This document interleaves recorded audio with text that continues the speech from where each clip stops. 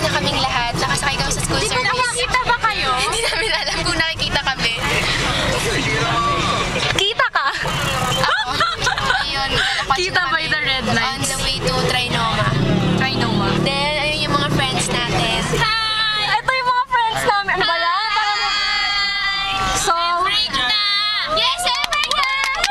Kakain may manlilibre. Yay! Si Sam ni Honggo. Aika! Si Pao.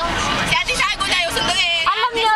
Alam niya si Hermon na niyo nakikita tsaka si Van. For the first time. Ang dilim mo kasi. Ayan. Kasi kayo na Ayan, magaling. Madali na. Salamat ka, malapit ka sa Hi, Kuya! Hi, Lola. Ngayong set ko, mota po si Marjo ng pagmalait sa akin. Otang-ota po siya. Kamusta naman? Lunod ka. Break na.